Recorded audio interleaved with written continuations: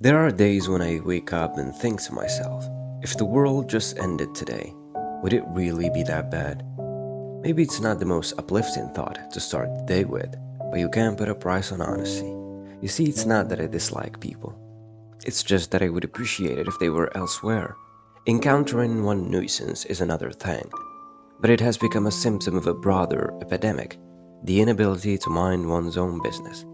Perhaps it's a side effect of living in an age where oversharing is currency, privacy is obsolete. Sometimes I toy with the idea that the world might as well perish. Not from a place of malice, it's more like a coping mechanism.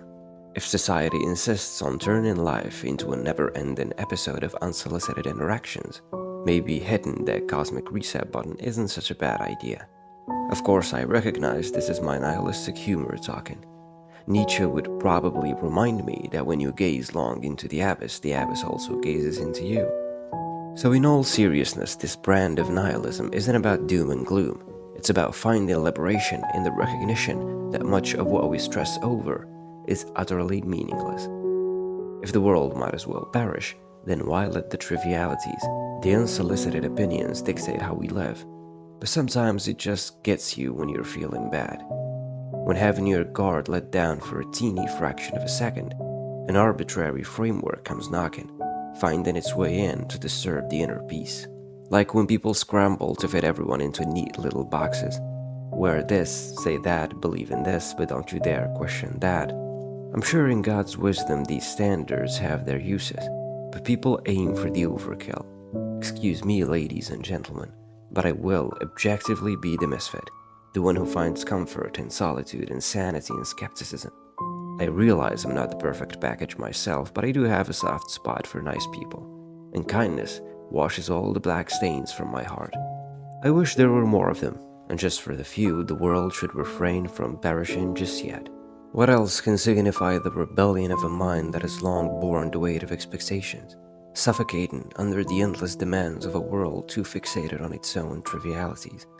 It now suddenly finds clarity in the absurd, the breaking free from the chains of imposed meaning, where the very essence of existence is stripped bare, exposing the hollowness. And in this moment of absurd revelation, a strange joy takes hold, one wrapped in dark irony. For what could be more liberating than the realization that nothing truly matters? To dance on the edge of the abyss is not madness, but the ultimate act of self-awareness. The cycle of expectation may continue endlessly, but to stand apart from them, to see them for what they are, mere illusions of control, is to be truly free. And so we return to ourselves, laughing at the world's relentless attempts to matter, embracing the absurdity of it all, and finding in it a strange beauty. Take Soren Kierkegaard, the one whom they call the father of existentialism. He would remind us that life is about making choices, and with choices comes anxiety, something most of us are too familiar with. So here's the point. The more we try to avoid anxiety by clinging to societal expectations, the more we become imprisoned by them.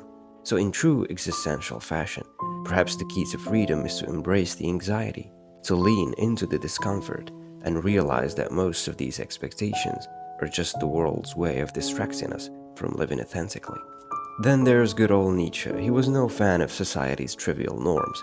He famously said, "That which does not kill us makes us stronger." But I'd wager that Nietzsche never had to deal with the minor irritations of modern life.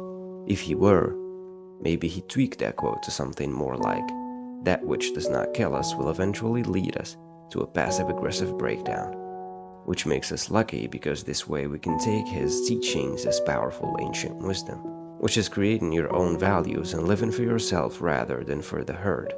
The world may not be on the verge of perishing, and that's probably for the best, but our ability to sift through what matters and what doesn't is what will make or break us. If you're constantly wrapped up in what others think, in the petty rules and boxes society tries to fit you into, you're going to lose sight of the bigger picture. So let the world keep spinning, and let people keep talking, and let yourself tune out of the noise. After all, when the day comes and the world finally does perish, and let's be honest, it's only a matter of time, wouldn't it be nice to know you spent your days living for yourself, rather than wasting time on trivialities? Until then, stay skeptical, stay amused, and most importantly, Stay free from the tyranny of other people's opinions. Because in the grand scheme of things, what does it all matter anyway?